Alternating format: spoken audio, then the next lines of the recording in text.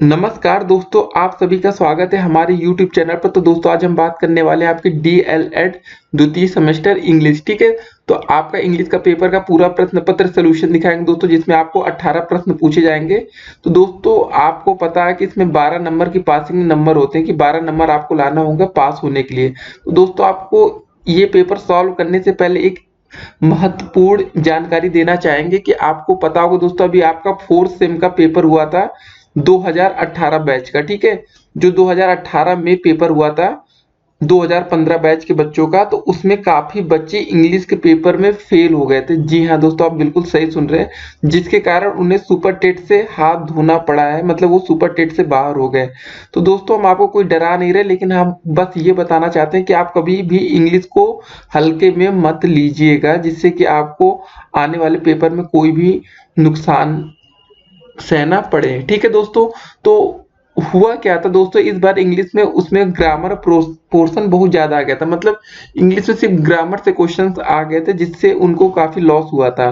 तो दोस्तों चलिए कोई नहीं, जैसा भी होगा तो चलिए एक बार पिछले साल का प्रश्न पत्र सॉल्व कर लेते हैं, जिससे कि आपको आने वाले पेपर में काफी आसानी होगी, जो आपका आने वाला पेपर है। ठीक है, तो दोस्तों पहला प्रश्न क्या आया था आपके प्रश्न में पेपर में कि हु इन्वेंटेड बाइलैंग्वेज मेथड। तो दोस्तों ये बहुत इंपॉर्टेंट क्वेश्चन है और हर बार रिपीट होता है लगभग।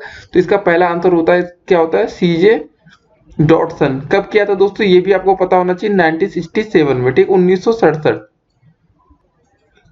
तो दोस्तों बस आपको इतना काफी है, इतना पता होना चाहिए कि कौन इन्वेंट किया था, सीजे डॉटसन। दोस्तों आपको इसको रट्टा मार लेना, हर बार ये प्रश्न पूछा जाता है।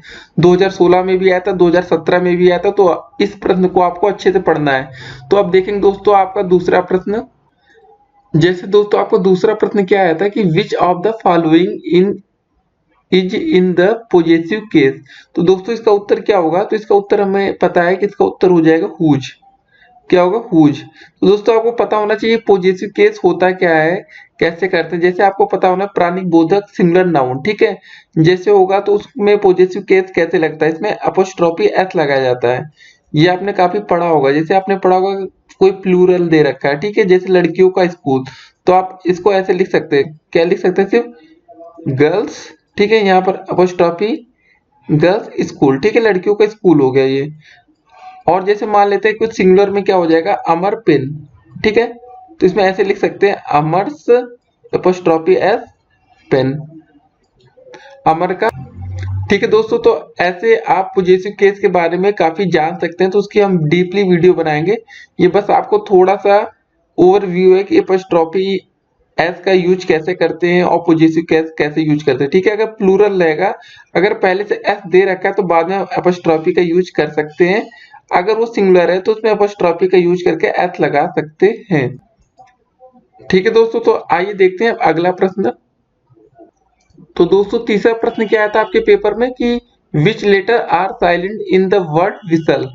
तो दोस्तों जैसे कि आपको पढ़ने से पता चल रहा है, विसल माने क्या होता है आपको पता है, इसके माने होता है सीटी, बांसुरी। ठीक है, सिनोनिम्स ऐसे समझ सकते हैं। इसको क्या पढ़ते हैं हम, विसल, विसल। तो दोस्तों विसल से मतलब आपको पता चल गया है कि इसमें साइलेंट क्या हो रहा है, एक तो एच नहीं बोल रहे और एक टी नहीं बोल रहे हैं, तो इसका विकल्प क्या हो जाएगा, आपका विकल्प नंबर बी हो जाएगा। इसको क्या पढ़ते हैं, विसल। ठीक है, तो दोस्तों आपको ये ध्यान रखना था, ये पूछा गया था पेपर में कि which letters are silent in the word whistle. तो एच को हम छोड़ के और टी को छोड़ के बोलते हैं। ठीक है दोस्तों, तो ऐसे प्रश्न आपके पेपर में आएंगे, तो बहुत ही आसान प्रश्न रहेंगे, खाली आपको थोड़ा सा प्रैक्टिस होना चाहिए पढ़ने की और बिल्कुल सही पढ़ने की, नहीं तो आप गलती कर सकते हैं दोस्तों। ठीक है, तो आइए देखेंगे अब अगला प्रश्न। तो दोस्तों चौथा प्रश्न क्या दे रखा है आपके पेपर में आया था कि which of the following words is adjective. ठीक, ठीक है, तो हमें बताना है कि एडजेक्टिव इसमें कौन सा है। तो दोस्तों इसका सिंपल सा आंसर हो जाएगा आपका तीसरा, ठीक है, चूसी, ये आपका हो जाएगा एडजेक्टिव। और दोस्तों जो आपका पहला दे रखा है चूज, ये आपका क्या है, ये है एक आपका एक वर्ब है। ठीक है, तो दोस्तों ये सब आपको ख्याल रखना है कि पेपर में कैसे टिक मारना है कि गलती ना हो, यही आपका क्या है, एडजेक्टिव।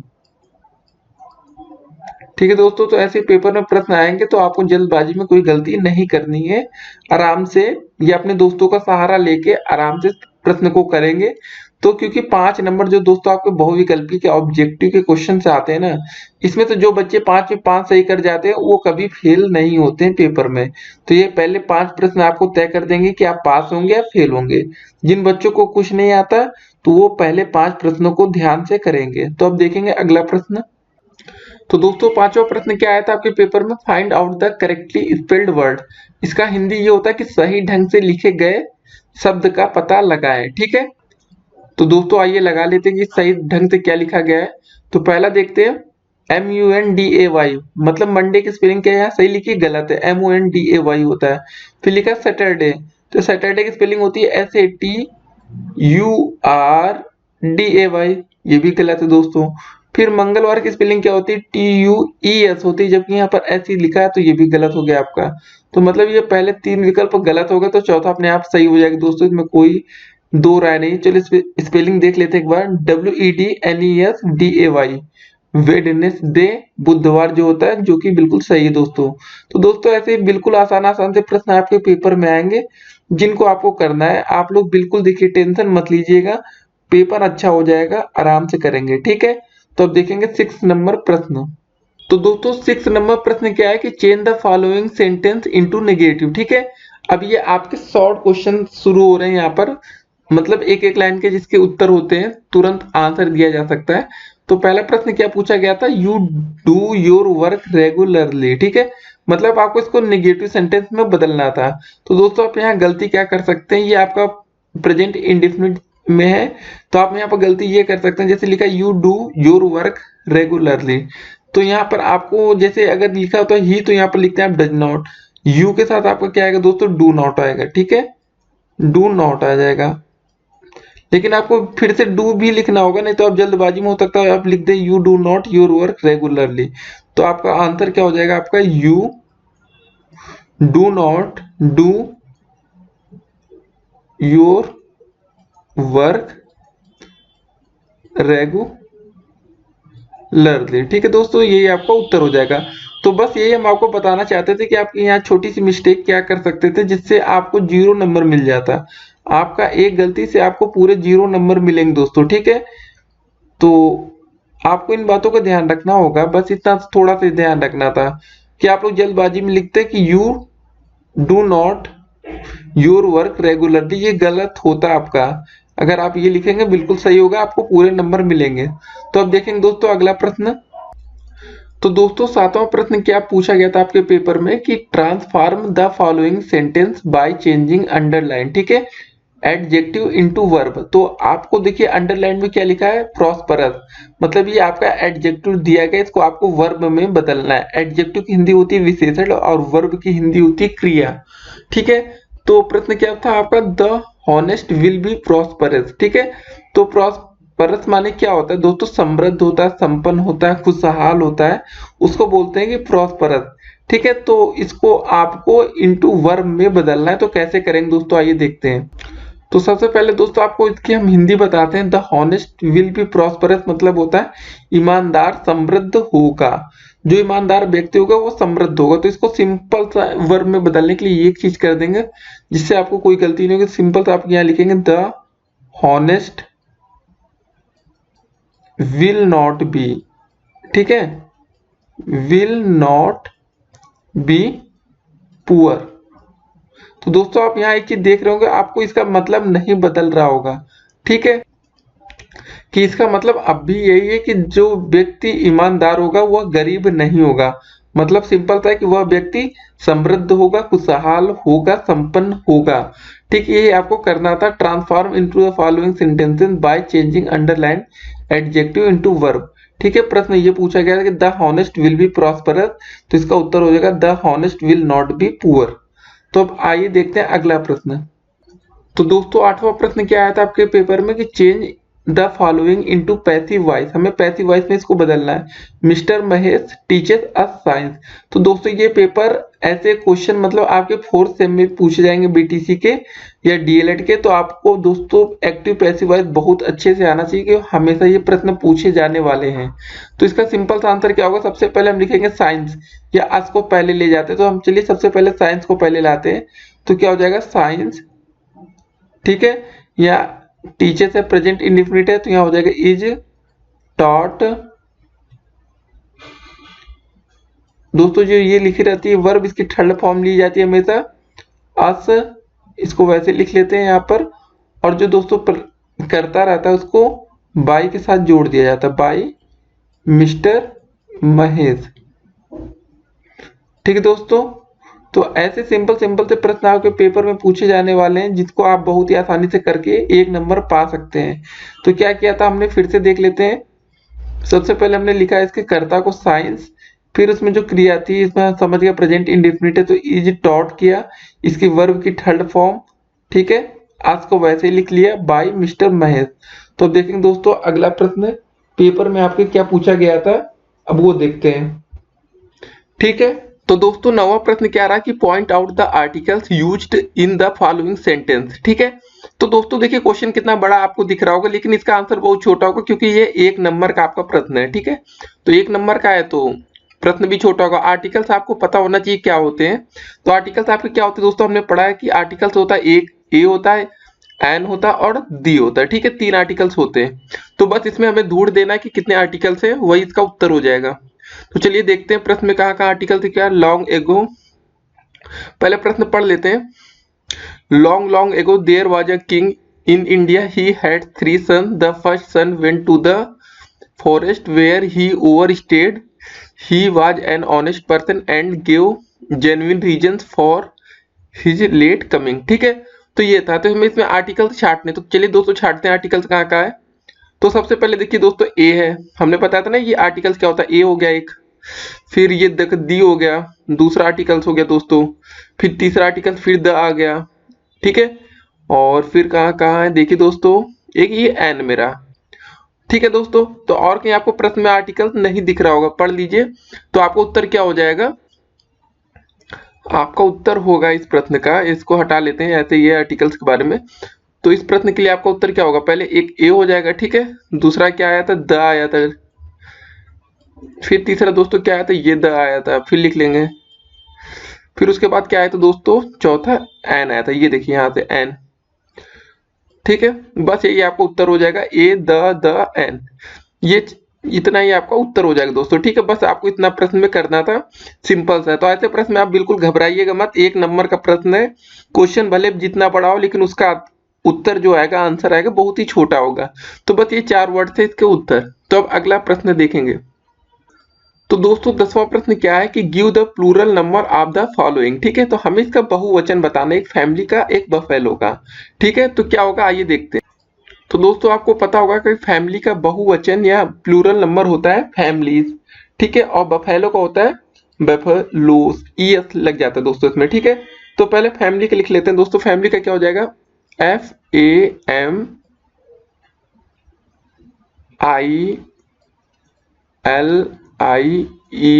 आपको दोस्तों पता होगा कि वाई को हटा के IES जोड़ते हैं, और बफेलो में सिर्फ ES हम लगा देंगे तो इसका बहुवचन बन जाएगा। इसका क्या हो जाएगा, BUFF। ठीक है, FALOES। तो दोस्तों हमने देखा कि पहले वाले में अगर कभी भी वाई अंत में रहता है तो वहां हटा के IES अधिकतर कर दिया जाता है। ठीक है, वाई को हटा के क्या किया गया है, इसमें IES किया गया है, और दूसरे वाले में हमने क्या किया गया है, इसमें ES जोड़ दिए हैं, तो इसका बहुवचन बन गया। तो दोस्तों आपके पेपर में कैसे भी प्रश्न आएंगे तो थोड़े बहुत आप पढ़ के जाएंगे तो उसके अकॉर्डिंग बना लेंगे, आपके पेपर में कोई कठिन नहीं आएगा प्रश्न। ठीक है, तो आइए अब देखेंगे अगला प्रश्न। तो दोस्तों अगला प्रश्न देखने से पहले आपको कुछ इंपॉर्टेंट बात और बता देते हैं कि जिनके आपको पढ़ के चले जाए तो शायद आपके काम आ जाए। तो दोस्तों एक बार आप इन पर नजर डाल लीजिएगा, ये आपका सिंगुलर है, ये आपका प्लूरल है। ठीक है, तो चलिए देख लेते हैं कि हाउस का क्या होता है दोस्तों। हाउस का हो जाता है हाउसेस, सिंगुलर का प्लूरल। कैट का होता है दोस्तों कैट्स हो जाता है। ठीक है, इसमें सिर्फ यस जुड़ रहा है। रिवर का होता है दोस्तों रिवर्स, दोस्तों इसमें सिर्फ एस जुड़ा है। अब इसके बाद देख लेते हैं ईएस किस में आया है। बस का हो गया दोस्तों बसेस, विस का हो गया दोस्तों विसेस। तो कुछ इंपॉर्टेंट से दोस्तों आप इसको पढ़ लेंगे तो आपको फायदा होगा। तो अब देखते हैं दोस्तों वाई को हटा के IES जोड़ा जाता है। बेबी का हो गया आपका बेबीज, सिटी का हो गया दोस्तों आपका सिटीज। ठीक है, तो अब दूसरे तरह का देख लेंगे दोस्तों। वोमेन का हो गया वोमेन, मतलब एक जगह ई आ गया। ठीक है, मैन का प्लूरल होता है दोस्तों मेन। तो दोस्तों ऐसे कुछ इंपॉर्टेंट से जो आपको पेपर में पूछे जा सकते हैं चाइल्ड का दोस्तों होता है प्लूरल चिल्ड्रेन, वाइफ का होता है वाइफ्स। ठीक है दोस्तों, तो यहाँ पर थोड़ा सा तो दोस्तों क्या होता है आपका लाइफ का होता है प्लूरल आपका लाइफ्स होता है। ठीक है, तो ये देखिए कुछ होते हैं जो चेंज नहीं होते, जो सिंगुलर होता है वही प्लूरल भी होता है। जैसे ये है आपका पहला, इसको थोड़ा गैप देते हैं। सीप का होता है दोस्तों सीप ही रहता है, सिंगुलर का प्लूरल सेम रहता है। फिश मतलब मछली, ये भी वही सेम रहता है। डियर का डियर। तो मतलब देखिए कुछ हम आपको हर तरह के हमने सिंगुलर प्लूरल दिखा दिए जो आपके पेपर में आ सकते हैं। ठीक है, आपको इतना पता होना चाहिए। इसके अलावा अगर आपका कोई भी आएगा ना सिंगुलर प्लूरल, तो आप इसी की सहायता से उसको बना लेंगे, थोड़ा बहुत इमेजिन कर सकते हैं। ठीक है, तो इतने आप पढ़ के जरूर जाइएगा। तो अब देखेंगे अगला प्रश्न दोस्तों। तो दोस्तों आपके में 11वां प्रश्न क्या आया था कि right the 8th and 10th month of the English calendar. ठीक है, तो आपको 8वां और 10वां महीना बताना था आपके साल में कौन सा आता है। तो दोस्तों चलिए लिख लेते हैं आप एक बार, कि अगली बार कोई भी प्रश्न आएगा तो आपको करने में आसानी रहेगी। पहला क्या होता है आपका जनवरी होता है। ठीक है, आप समझ जाएंगे, पूरा नहीं लिखेंगे। दूसरा होता है आपका दोस्तों फरवरी होता है, FEV। तीसरा होता है दोस्तों आपका मार्च होता है।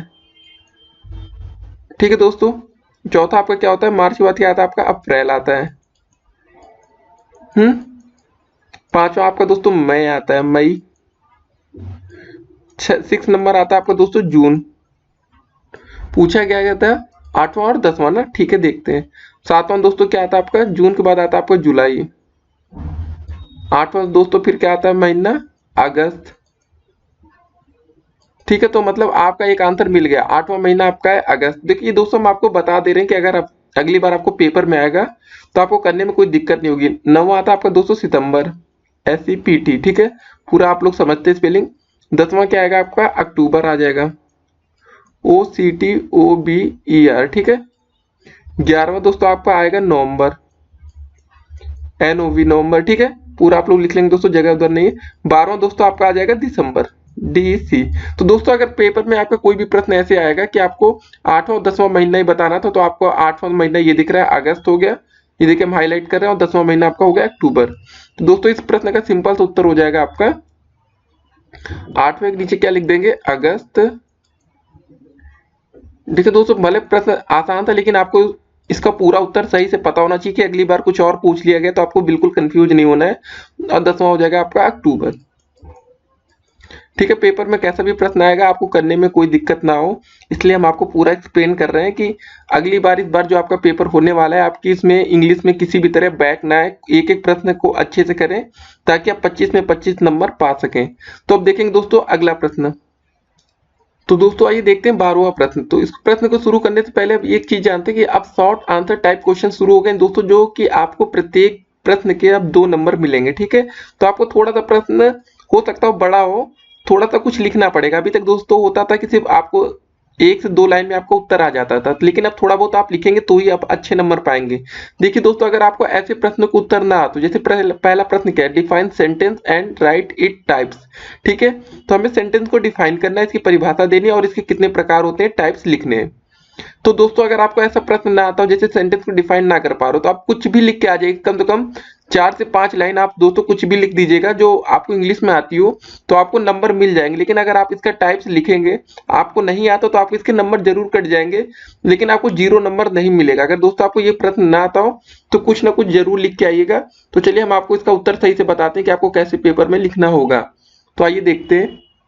तो दोस्तों आइए देखते हैं इसकी परिभाषा क्या है कि a combination of words which gives a complete meaning is called a sentence. ठीक है दोस्तों, तो इसकी परिभाषा क्या है, इज कॉल्ड अ सेंटेंस, इसको बोलते हैं सेंटेंस। तो फिर से इसको रट्टा मार लेंगे आप, अ कॉम्बिनेशन ऑफ वर्ड्स, ठीक है, which gives a complete meaning is called sentence. मतलब हिंदी में इसको जान लेते हैं कि शब्दों का एक संयोजन जो पूर्ण अर्थ देता है उसे वाक्य कहा जाता है। सेंटेंस मतलब होता है वाक्य। कॉम्बिनेशन मतलब आपका संयोजन, ठीक है, शब्दों का। ठीक है, किसका, वर्ड्स मतलब हो गया शब्दों का, विच गिव्स जो देता है, कंप्लीट मतलब संपूर्ण, मीनिंग, ठीक, मतलब अर्थ होता है, इज कॉल्ड सेंटेंस। ठीक है, कि एक शब्दों का एक संयोजन जो पूर्ण अर्थ देता है उसे वाक्य कहा जाता है। आपको इसको इतना याद कर लेना है दोस्तों, ठीक है, बिल्कुल आसान सी परिभाषा है, इसको आपको अच्छे से याद कर लेना है, जो आपको पेपर में 2 नंबर का आएगा। तो आप इसको बना के भी लिख सकते हैं, ऐसी बात नहीं है, आप लोग एक्सपर्ट, हमें पता है, आप तो जो बच्चा इंटर पास हो जाता है वो कुछ ना कुछ लिखना जान जाता है। तो आइए इसके टाइप्स देख लेते हैं। तो दोस्तों आइए देखते हैं इसके प्रकार। देखिए, there are a various type of sentence depending upon its structure and function. ठीक है, तो दोस्तों ये दो प्रकार में डिवाइड कर सकते हैं इसको। एक आपका होता है स्ट्रक्चर के हिसाब से और एक होता है फंक्शन के हिसाब से। तो दोस्तों आपको पहले फंक्शन वाइज दिखाते हैं कि सेंटेंस चार प्रकार के होते हैं। पहला होता है एक डिक्लेयर। ठीक है, चलिए इसको ऐसे समझते हैं। डिक्लेरेटिव सेंटेंस मतलब जिसमें आपको डिक्लेयर कर दिया जाता है। जैसे कि आपका एग्जांपल क्या है कि he bought a new phone, मतलब ये सब कुछ डिक्लेयर है कि उसने एक नया फोन खरीदा। ठीक है, तो दूसरा सेंटेंस किस प्रकार का होता है आपका? इंट्रोगेटिव, जिसको बोलते हैं आप लोग इंट्रोगेटिव, मतलब प्रश्नवाचक वाक्य। ठीक है, तो जैसे आप लोग बहुत बोलते होंगे हाउ आर यू, तो इसकी शॉर्टकट एच आर यू आजकल चल रहा है। तो ये दो तरह के हो गए। ठीक है, और तीसरा सेंटेंस होता है आपका इम्परेटिव। इम्परेटिव में जैसे क्या होता है आपका? तो दोस्तों इम्परेटिव को आप आदेश सूचक, आज्ञा सूचक जैसे भी बोल सकते हैं।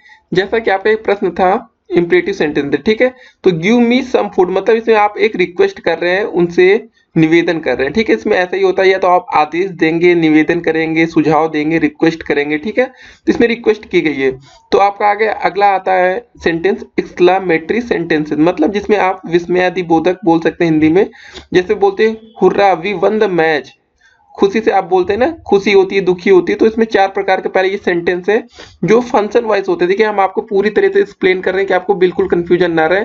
कभी कभी आप बुक में देखेंगे तो आपको स्ट्रक्चर वाइज भी दिखाया जा सकता है दोस्तों, तो आप लोग वहाँ कंफ्यूज हो सकते हैं। स्ट्रक्चर वाइज भी आपके सेंटेंस चार प्रकार के होते हैं। पहला होता है आपका सिंपल सेंटेंस है। ठीक है, और दूसरा होता है दोस्तों आपका कंपाउंड होता है, तीसरा कॉम्प्लेक्स होता है, और चौथा होता है कॉम्प्लेक्स कंपाउंड सेंटेंस।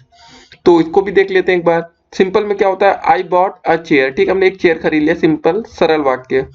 फिर आता है दोस्तों आपका कंपाउंड सेंटेंस जो आपने पढ़ रखा होगा, जैसे I wrote a letter but he did not reply मी।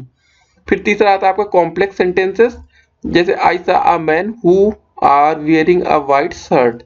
तो दोस्तों ऐसे ही चार तरह के होते हैं कंपाउंड कॉम्प्लेक्स सेंटेंसेस। सभी के हमने आपको एग्जांपल भी दे दिए कि आपको बिल्कुल कंफ्यूजन ना हो। तो इसमें दोनों कंपाउंड मिक्स रहेगा, कॉम्प्लेक्स और compound. I like physics but my friends like biology who want to become a doctor. ठीक है दोस्तों, तो आपको इस वीडियो में सेंटेंस की ए टू जेड पता चल गया होगा। सेंटेंस किसे कहते हैं, सेंटेंस के प्रकार कितने होते हैं।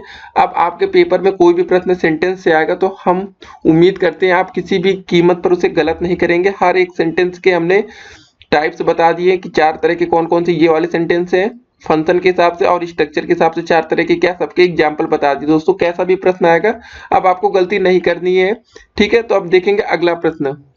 तो दोस्तों 13वां प्रश्न आपका क्या दे रखा है कि करेक्ट द फॉलोइंग सेंटेंसेस। ठीक है, आपको इसको सही करना है। पहला प्रश्न क्या था? Everyone of the boys was intelligent, और दूसरा प्रश्न है neither Meera nor her friend have done the work. ठीक है, तो आपको इसको क्या करना है? सही करना है। तो दोस्तों पहले प्रश्न में everyone of the boy was intelligent, मतलब इसमें सभी बच्चों की बात हो रही। एवरीवन ऑफ द बॉय मतलब प्रत्येक लड़का। तो यहाँ पर बॉय का क्या हो जाएगा? यहाँ पर बॉय का हो जाएगा BOYS। ठीक है, बस इतना करना था आपको, ये उत्तर आपके पूरे नंबर मिल जाएंगे। ठीक है, तो दोस्तों ऐसे ही प्रश्न आपको पेपर में पूछे जाएंगे जिसमें आप गलती कर सकते हैं। तो दूसरा प्रश्न क्या है, इसको भी देख लेते हैं जल्दी से कि neither Meera nor her friend have done the work. तो यहाँ पर हैव का क्या हो जाएगा दोस्तों? बस यहाँ पर हैव का हैज हो जाएगा। बस यही करना था आपको प्रश्न में। ठीक है दोस्तों, तो बस यही करने से आपको पूरे नंबर मिल जाएंगे। ऐसे प्रश्न आपको पेपर में पूछे जाएंगे तो आपको सही करना रहेगा। ठीक है, अगर आपको इसमें कुछ समझ में ना आए तो कमेंट करिए, हम आपको उसका उत्तर जरूर देंगे। तो दोस्तों ऐसे प्रश्न पेपर में आपके बनेंगे, तो अगर आपको कुछ भी डाउट हो तो आप जरूर कमेंट करिएगा। कमेंट में हम आपको रिप्लाई जरूर करेंगे। ठीक है, जल्द से जल्द करेंगे या अगली वीडियो भी बनाएंगे। ठीक है, इसके पार्ट 2 और 3 आज ही पब्लिश होगा, दूसरा और तीसरा पार्ट इंग्लिश का। तो दोस्तों इसको देखना मत भूलिएगा, जिससे कि आपको इंग्लिश में अच्छे नंबर प्राप्त हो सके। तो दोस्तों अब देखेंगे अगला प्रश्न। तो दोस्तों 14वां प्रश्न क्या है ये देखते हैं। Transform the following sentences by changing the degree of compression is directed against is. ठीक है, तो हमें ट्रांसफॉर्म करना है डिग्री ऑफ कंप्रेशन। तो दोस्तों इसका मतलब हुआ डिग्री को बदलकर वाक्य बनाना है हमें। ठीक है, तो पहला प्रश्न क्या था कि Lata Mangeshkar is the best singer of India, इसको हमें पॉजिटिव में बदलना है। ठीक है, और दूसरा प्रश्न है Rita is not so tall as Geeta, इसे हमें कंपैरेटिव में बदलना है। तो कैसे करेंगे चलिए दोस्तों देखते हैं। पहले को आपको क्या बनाना है? पॉजिटिव बनाना है। क्या बनाना है? पॉजिटिव। और दूसरे को आपको बनाना है कंपैरेटिव। तो पहला वाला पहले ट्राई करते हैं, कोशिश करेंगे। कोशिश क्या, उसका उत्तर क्या आएगा आपके पेपर में, क्या लिखना था। तो इसका सिंपल सा आंसर हो जाएगा नो अदर सिंगर, ठीक है, नो अदर सिंगर। ये सब दोस्तों हमने इंटर में पढ़ रखा है, तो ज्यादा आपको दिक्कत नहीं होगी करने में। No other singer in India is as good as Lata Mangeshkar, ठीक है दोस्तों। तो बस यही आपको करना था पहले प्रश्न में, लता मंगेशकर, ठीक है, MANGESHKAR, ठीक है दोस्तों। ये आपको उत्तर था, क्या लिखना था आपको प्रश्न में कि no other singer in India is as good as Lata Mangeshkar. तो ये आपका हो गया पॉजिटिव डिग्री। तो दोस्तों ऐसे प्रश्न आपको पेपर में पूछे जाएंगे तो आपको करना होगा, कोई कठिन नहीं होता, बस आपको एक बार रिवीजन की जरूरत है। अगर आपने हाई इंटर की बुक में पढ़ा हो तो एक बार उसको जरूर देख लीजिएगा इंग्लिश में। तो ये बहुत ही आसानी के साथ आप इसको करेंगे तो इसमें आपको 2 नंबर मिलेंगे 2 प्रश्नों के। तो दूसरा प्रश्न क्या है, इसको भी देख लेते हैं दोस्तों। तो दोस्तों कंपैरेटिव डिग्री बनाना काफी आसान है, आपको पता ही होगा, ठीक है। दूसरा प्रश्न क्या था, Rita is not so tall as Geeta. तो बस इसका सिंपल सा आंसर हो जाएगा गीता इज, यहां से बनाएंगे इसको, यहां से शुरू करेंगे बनाना, GEE, Geeta is taller than Rita, TALLER, taller than REETA, ठीक है दोस्तों। तो ऐसे प्रश्न आपको पूछे जाएंगे कंपैरेटिव डिग्री बनाते समय, आपको पता है ER का यूज करते हैं। तो यहाँ पर ऐसे यूज किया गया है, पहला वाला आपका सुपरलेटिव में था, इसको हमने पॉजिटिव बनाया। दूसरा था आपको ये पॉजिटिव में था, तो इसको हमने कंपैरेटिव डिग्री में बनाया। तो दोस्तों आपको ये भी पता होना चाहिए कि हम किससे किसको क्या बना रहे हैं। तो ऐसे प्रश्न बहुत ही आसान होते हैं जो पेपर में आएंगे दोस्तों, आपको पूरे नंबर दे के जाएंगे। तो जरूर एक बार इनकी प्रैक्टिस कर लीजिएगा आप। अगर आपको कुछ भी समझ में ना आए तो प्लीज कमेंट करिएगा, हम आपको जल्द से जल्द रिप्लाई करने की कोशिश करेंगे। तो अब देखेंगे दोस्तों अगला प्रश्न। तो दोस्तों देखते हैं 15वां प्रश्न क्या दिया है कि complete the spelling of the following words, ठीक है। तो दोस्तों ऐसे प्रश्नों को आपको कैसे करना है, खाली आप इसको एक बार पढ़ लीजिए, तो जैसे वर्ड्स बने आपको उसी को उत्तर कर देना होगा। पहला क्या लिखा है, MATH, तो दोस्तों आपको लग रहा होगा कि मैथमेटिक्स जैसा कुछ बन रहा है। दूसरा क्या लिखा है, PHILOSPHY, तो फिलोसफी जैसा कुछ लग रहा है। तो ऐसे प्रश्नों को दोस्तों ऐसे ही उत्तर किया जाता है। तो मैथमेटिक्स का क्या हो जाएगा, मैथमेटिक्स स्पेलिंग क्या होती है, MATHE होती है दोस्तों, यहाँ पर E आ जाएगा, और MATICS मैथमेटिक्स। फिलोसफी की PHILOS फिलोसफी, ठीक है। तो यहां पर हो जाएगा आपका O फिलोसफी। तो दोस्तों आपने देखा होगा ना, बहुत लोग कहते हैं कि फिलोसफी मत झाड़ो यार ऐसा वैसा, तो ऐसा ही करना होता है कि इसको आपको बोल के वर्ड्स बनाने होते हैं। ऐसे प्रश्नों को आपको बोलेंगे तो बहुत ही आसानी से वर्ड्स बन जाएंगे, जैसे फिलोसफी हो गया, मैथमेटिक्स हो गया। तो दोस्तों आपके पेपर में और भी प्रश्न पूछे जाएंगे इस बार, तो आप लोग को बस वही ध्यान रखना है कि आपको कैसे इसका वर्ड्स का यूज करना है। तो मैथमेटिक्स में कंफ्यूजन दूर हो गई होगी। ऐसे बहुत से प्रश्न आप लोग ट्राई कर लेंगे घर पर, इसको बोल के करेंगे तो आसानी से कर लेंगे। तो अब अगला प्रश्न देखेंगे। तो दोस्तों 16वां प्रश्न क्या दे रखा है आपका कि punctuate of following putting capital letters and other punctuation marks wherever necessary, ठीक है। तो दोस्तों ऐसे प्रश्नों में करना क्या होता है, चलिए आइए देखते हैं। तो सबसे पहले पंचुएट का मतलब क्या होता है, मतलब विराम चिन्ह विन्ह पता है ना आपको कि चिन्ह कैसे लगाता है, अंत विराम, पूर्ण विराम, यही सब जो होता है आपको वही सब आपको सही करना होता है कि इसमें कैपिटल लेटर में क्या लिखा जाएगा, स्मॉल लेटर में क्या रहेगा। तो दोस्तों जैसा कि प्रश्न दे रखा है आपका, पहले देखते हैं कि Ram said to Shyam where are you going, Shyam replied I am going to Mumbai. तो दोस्तों देख रहे होंगे आपने यहाँ पर कहीं भी कॉमा लगा है, ना तो इन्वर्टेड कॉमा लगा है, ना तो कोई अक्षर कैपिटल में है। तो इसको कैसे करेंगे चलिए आइए देखते हैं। तो दोस्तों जैसा कि आपको हमने फिर से लिख लिया है, तो आपको दिखाते हैं कि एक एक चेंज करके कैसे इसको सही किया जाएगा। तो दोस्तों पहले देख रहे होंगे RAM राम लिखा है, ठीक है। यहाँ पर इसमें क्या कैपिटल किया जा सकता है, इसमें किसी भी नाम का पहला अक्षर क्या होता है दोस्तों आपको पता होगा, जैसा कि कैपिटल लेटर में होता है, ठीक है। तो पहले R को हम क्या करेंगे, यहाँ पर कैपिटल लेटर में कर देंगे, ठीक है, राम। फिर क्या लिखा दोस्तों यहाँ पर आपको दिख रहा होगा श्याम, इसका भी अक्षर का पहला अक्षर किसमें होगा, कैपिटल लेटर में होगा, ठीक है। उसके बाद क्या करेंगे दोस्तों, देखिए यहाँ पर सबसे पहले हम कॉमन लगाएंगे, ठीक है, और इसको इन्वर्टेड कॉमा से अंदर करेंगे। तो जब इन्वर्टेड कॉमा शुरू होगा तो दोस्तों वेयर का भी पहला अक्षर क्या हो जाएगा, आपका कैपिटल हो जाएगा। तो आप दोस्तों लाइव देख रहे होंगे एक एक चीज आपके सामने चेंज हो रहा है। ठीक है, वेयर आर यू गोइंग। तो दोस्तों यहाँ पर हम क्या करेंगे, क्वेश्चन मार्क लगाएंगे। आपको पता है ना, वेयर जब शुरू हो रहा है मतलब प्रश्नवाचक है या इंट्रोगेटिव है, और यहाँ पर हम अपना इन्वर्टेड कामा को क्लोज कर देंगे दोस्तों। ठीक है, तो फिर उसके बाद श्याम आपको दिख रहा होगा, एक और नया नाम है, तो श्याम को भी हम कैपिटल लेटर से शुरू अक्षर में लिखेंगे। नाम का पहला अक्षर क्या होगा, कैपिटल होगा। तो श्याम रिप्लाइड। तो उसके बाद दोस्तों हम क्या करेंगे, फिर से एक कॉमा लगा देंगे। उसके बाद क्या करेंगे बताइए दोस्तों, उसके बाद भी दोस्तों इसको हम क्या करेंगे, इन्वर्टेड कॉमा के अंदर ले आएंगे, बस हो जाएगा इसका उत्तर। जैसे इन्वर्टेड कॉमा ये शुरू होगा तो उसके बाद दोस्तों आई है, तो इसका भी जो पहला अक्षर था आई स्मॉल में था, इसको भी हम क्या करेंगे कैपिटल लेटर में। I am going to Mumbai. तो आपको पता हो दोस्तों, किसी भी शहर या सिटी का नाम जो होता है उसको हम कैपिटल से लिखते हैं। अगर आप लखनऊ में रहते हैं तो लखनऊ का एल कैपिटल हो जाएगा, इलाहाबाद में रहते हैं तो इलाहाबाद का ए, या प्रयागराज आपका नया नाम है तो वो होगा तो मुंबई। ठीक है, तो दोस्तों की और इसको ध्यान रखने वाली कौन सी बात है, सबसे पहले इसको हम ये लगाएंगे पूर्ण विराम डॉट से लगाएंगे, उसके बाद हम इन्वर्टेड कॉमा को क्लोज कर देंगे, मतलब पहले इन्वर्टेड कॉमा नहीं लगाएंगे, डॉट पहले लगाएंगे। ठीक है, तो ये चीज था। तो हमने क्या क्या चेंज किया तो इसको एक बार हाईलाइट कर देते हैं। सबसे पहले हमने आर को चेंज किया कैपिटल लेटर में, फिर एस को चेंज किया, फिर दोस्तों हमने यहाँ पर एक कॉमा लगाया, इन्वर्टेड कॉमा शुरू किया, डब्ल्यू को कैपिटल लेटर में किया। ठीक है, उसके बाद यहाँ पर हमने प्रश्नवाचक चिन्ह या क्वेश्चन मार्क लगाया, फिर एस को कैपिटल लेटर किया। ठीक है, फिर यहाँ पर हमने डॉट लगाया, इसको भी आई को कैपिटल लेटर में किया। फिर हमें पता है किसी भी शहर या सिटी का नाम कैपिटल अक्षर से होता है, इन्वर्टेड कॉमा डॉट से खत्म किया। तो दोस्तों ऐसे ही प्रश्न आपके पेपर में कुछ भी आ सकता है, तो इसको आप आसानी से कर सकते हैं। थोड़ा सा ध्यान देंगे तो आपको 2 नंबर पूरे मिलेंगे ऐसे प्रश्नों पर। ठीक है, तो दोस्तों अब देखेंगे अगला प्रश्न।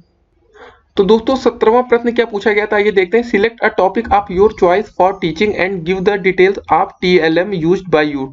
टीएलएम मतलब क्या होता है आपको पता है ना, टीएलएम का फुल फॉर्म क्या होता है, टीएलएम स्टैंड्स फॉर होता है टीचिंग लर्निंग मटेरियल। क्या होता है आपका दोस्तों, टीचिंग। तो बहुत बच्चे ये भी नहीं जानते होंगे इसका फुल फॉर्म क्या होता है, लर्निंग, एम से होता है दोस्तों मटेरियल। ठीक है, तो दोस्तों देखिए ये सब आपको पता होना चाहिए, बहुत बेसिक चीजें। कभी कभी आपके एग्जामिनर या आपको कोई भी निरीक्षण करने आता है पेपर टाइम, तो आपको ये पूछा जा सकता है। ठीक है, तो आपने जो किया होगा आप इसका आंसर, तो दोस्तों आपको इस प्रश्न में क्या उत्तर देना था पता है, जो आपने टीएलएम यूज किया हो, जो पढ़ा बस आपको बस वही उत्तर कर देना था। देखिए ऐसे प्रश्न को आपको फ्री के नंबर देते हैं, 2 नंबर आप फ्री के ले जा सकते हैं। आपने कभी नहीं पढ़ा, कुछ नहीं किया, हमें पता है कोई बच्चा टीचिंग करने नहीं जाता मैक्सिमम बच्चे, तो आसानी से इस प्रश्न का उत्तर कैसे करना है तो चलिए देखते हैं। तो दोस्तों देखिए आप एक चार्ट के थ्रू, देखिए आप थोड़ा सा दिमाग लगा के कुछ अच्छे से इसका उत्तर दे सकते हैं। पहले टीएलएम बनाएंगे, इसका एक फ्लो चार्ट होता है। तो चार्ट कैसे बना सकते हैं, एक होता है ऑडियो के थ्रू आपने टीएलएम दिया, ठीक है, एक होता है एवी का मतलब होता है ऑडियो विजुअल, जैसे ये विजुअल है। ठीक है, विजुअल में जैसे आपका एक प्रोजेक्टेड हो गया, मतलब आप प्रोजेक्टर का यूज किए हैं, नॉन प्रोजेक्टेड हो गया। ठीक है दोस्तों, तो दोस्तों आप इस तरीके का यूज करेंगे तो आपको पूरे 2 नंबर जरूर मिलेंगे, ये स्मार्टनेस तरीका। ठीक है, प्रोजेक्टेड में क्या हो गया आपका, स्टिल हो गया, मूविंग पिक्चर हो गया। ठीक है, मूविंग पिक्चर में हो सकता है आप विदाउट ऑडियो यूज किए हो, मतलब उसमें आपने कोई साउंड स्पीकर नहीं लगाया। ठीक है, नॉन प्रोजेक्टेड में आपका क्या क्या आ जाएगा दोस्तों, एक आ जाएगा 2 डायमेंशनल और एक आ जाएगा 3 डायमेंशनल। 3 डायमेंशनल मतलब आपको होता है 3D। ठीक है, 3D और 2D पिक्स आपको सबको पता है क्या होती है, आपने मैथ में पढ़ रखा है। तो दोस्तों आप टीएलएम को इस तरह अगर आप बढ़िया सा चार्ट के थ्रू समझा देंगे तो वहां पर आपको पूरे 2 नंबर मिलेंगे। एक और तरीका दोस्तों, इसका पर्पस क्या होता है वो भी देख लेते हैं।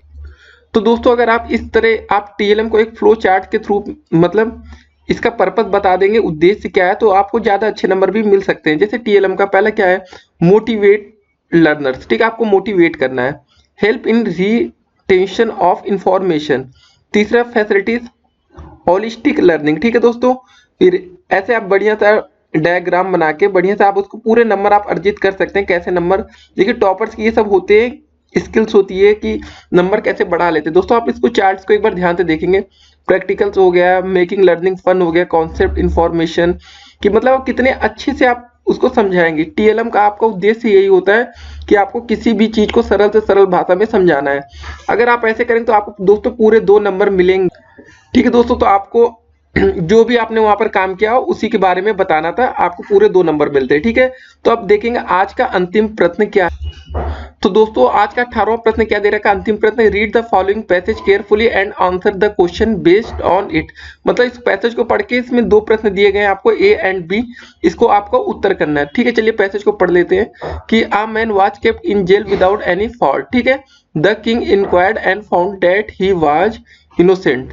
The king give him a sum of money and set him free. He was went straight to make market to the market where some birds were kept for sale. ठीक है, he purchased are the birds, मतलब चिड़ियों को खरीदा, and set them free, मतलब उसको free कर दिया। ठीक है, मतलब उसको आजाद कर दिया, मतलब चिड़ियों को उसने खरीद के मतलब हवा में उड़ा दिया। At the shopkeeper he was surprise, मतलब जो वहां का शॉपकीपर था, दुकानदार, वह आश्चर्यचकित हो गया। Then the man said him to him, मतलब फिर उसने शॉपकीपर से कहा, if you had been in prison, मतलब अगर आप जेल में होंगे, लाइक फॉर, मेरे जैसे, फॉर नो फॉल्ट, मतलब बिना किसी गलती के, you would have done the same. तो दोस्तों आपको पूरी हिंदी बता देते हैं, ठीक है, कि इसकी हिंदी क्या है, कि जिससे आपको ज्यादा समझ में आए। A man was kept in a jail without any fault, मतलब किसी व्यक्ति को बिना उसकी किसी गलती को उसको जेल में बंद कर दिया गया। द किंग इंक्वायर्ड, मतलब जो राजा ने इंक्वायरी की, एंड फाउंड, वह पाया, दैट ही वाज इनोसेंट, कि मतलब वह निर्दोष है। ठीक है, the king gave him some of money, मतलब फिर राजा ने उसको कुछ पैसे दिए, एंड सेट हिम फ्री, और मतलब उसको फिर आजाद कर दिया। He went to straight to the market, वो तुरंत दुकान मार्केट में गया, बाजार में गया। Where some birds were kept for sale, मतलब कुछ चिड़िया थी जो बेचने के लिए रखी गई थी। तो मतलब फिर उसने क्या किया, ही परचेज, ठीक है, यहाँ से देखिए, he purchase are the birds, उसने चिड़ियों को खरीद लिया, and set him to free, फिर उसको आजाद कर दिया। तो दोस्तों ऐसे ही प्रश्न पेपर में पूछे जाएंगे, आपको हिंदी निकालनी आनी चाहिए। तो ये सिंपल सा था पैसेज, जिसमें आपको कोई दिक्कत नहीं होगी। पहला प्रश्न क्या पूछा गया था, if you had been in prison like me for no fault, अगर आप जेल में होंगे मेरे जैसे बिना किसी गलती के, you would have done the same, आप भी इसको करेंगे। व्हाट डज इट सजेस्ट, ये आपको क्या सुझाव देता है। तो दोस्तों इसका हम सिंपल सा आंसर कर सकते हैं कि यदि यह तो कोई आदमी हो, अ मैन और बर्ड, अगर उसको बिना किसी भी गलती के, उसको बिना किसी फॉल्ट के, उसे हम प्रिजन या जेल में बंद नहीं करना चाहिए या नहीं कर सकते बस। ठीक है, दूसरा प्रश्न क्या था, उसका भी आंसर भी हम आपको लिख के दिखा देंगे। Give the antonym of the word innocent, इसका हमें विलोम शब्द बताना है। इनोसेंट मतलब होता है निर्दोष। अच्छा, तो इनोसेंट का उल्टा क्या हो जाएगा दोस्तों, गिल्टी हो जाएगा। इसका एंटोनिम क्या हो जाएगा इनोसेंट का, गिल्टी, GUILTY। ठीक है, इसका उत्तर ये हो जाएगा गिल्टी। और पहले वाले का उत्तर चलिए हम आपको यहाँ पर लिख के दिखा देते हैं, जो आपको पेपर में लिखना था। तो दोस्तों इसका उत्तर क्या लिखना था, चलिए ये देख लेते हैं। It suggest that a creative whether it is a man or a bird should not be made prison without any fault, मतलब किसी बिना गलती के उसे जेल नहीं जाना चाहिए। It suggest that the innocent should not be made prison. ठीक है, तो इसका ये उत्तर था। ऐसे करेंगे तो आपको दोस्तों पूरे नंबर मिलेंगे। तो आई होप आज की वीडियो आपको पसंद आई होगी। अगर वीडियो पसंद आए तो आप इस वीडियो को लाइक करना ना भूलें। आपका हर लाइक हमें नई वीडियो बनाने के लिए मोटिवेट करेगा।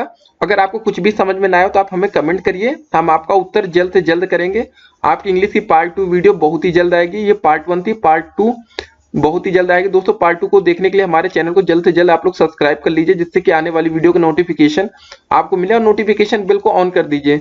तो दोस्तों एक चीज और आपको जाते जाते वीडियो में बता देंगे कि अगर आप सोचते होंगे कि आप बिना पढ़े इंग्लिश को पास कैसे कर सकते हैं, ठीक है, तो ये लास्ट टिप्स एंड ट्रिक है। तो दोस्तों अगर आप इस क्वेश्चन को पढ़ें तो इस क्वेश्चन से आपके 1 नंबर कैसे बन जाएंगे। देखिए पहला वाला क्वेश्चन का जो आंसर था, अगर आप इसमें कुछ भी लिखेंगे तो आप पूरे नंबर पा सकते हैं स्मार्टनेस से। ठीक है, थोड़ा दिमाग लगाना था। मान लेते दूसरा क्वेश्चन आपको ना आता हो, 1 नंबर ये बनेगा आपका, ठीक है, और दूसरा नंबर कहां से मिलेगा,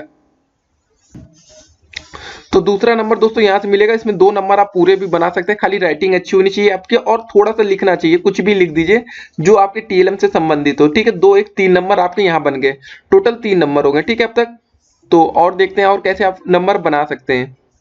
तो ये क्वेश्चन में आप दोस्तों 2 नंबर तो नहीं, चलिए अगर आपको कुछ भी नहीं आएगा तो आप यहाँ से 1 नंबर अर्जित कर पाएंगे।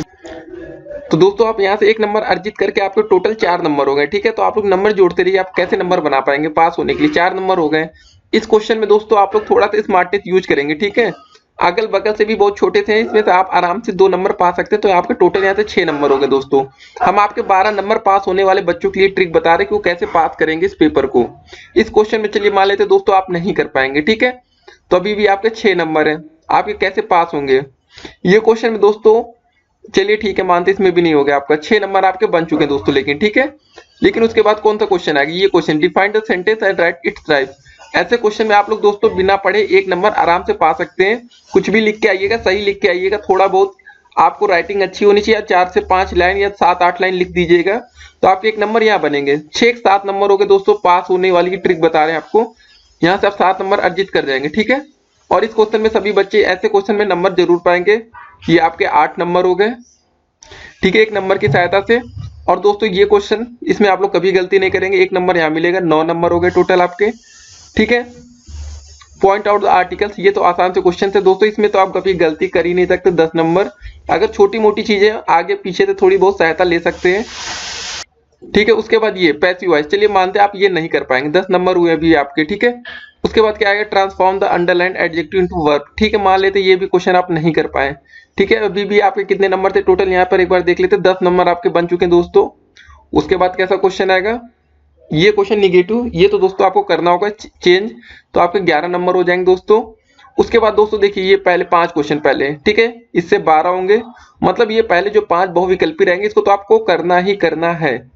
तो 11 5 16 नंबर दोस्तों। देखिए आप बहुत ही आसानी से 16 नंबर पा सकते हैं। थोड़ी सी अपने दोस्तों की हेल्प लीजिएगा, ये कोई पास होने के लिए दोस्तों इतना चलता है, लेकिन हम नहीं चाहते कि आप ऐसे कोई कंडीशंस बने, लेकिन खाली हम आपके पास होने की ट्रिक बता रहे हैं। अगर आपने कुछ नहीं पढ़ा होगा, आप बहुत टेंशन में होंगे, तो थोड़ी बहुत तो प्रॉफिट्स मिलते हैं दोस्तों, दोस्त फ्रेंड्स विद बेनिफिट्स आपने सुना होगा, तो ये आप कर सकते हैं। तो दोस्तों आप लोग इस तरीके का यूज करके आराम से 15 से 16 नंबर पा सकते हैं। जिन बच्चों को कुछ भी नहीं आता है, जीरो है पढ़ने में, उनको कभी इंग्लिश नहीं पढ़ी है सेकंड सेमेस्टर की, उनकी बात है, ठीक है। और जो बच्चों ने तैयारी कर रखे है तो उनके आराम से 24 से 25 नंबर बनते हैं दोस्तों, ठीक है। 24 से 25 नंबर आप आसानी से गेन कर सकते हैं। तो दोस्तों अगली वीडियो में मिलेंगे, तब तक के लिए आप लोग अपना ख्याल रखिए, बाय बाय, टेक केयर।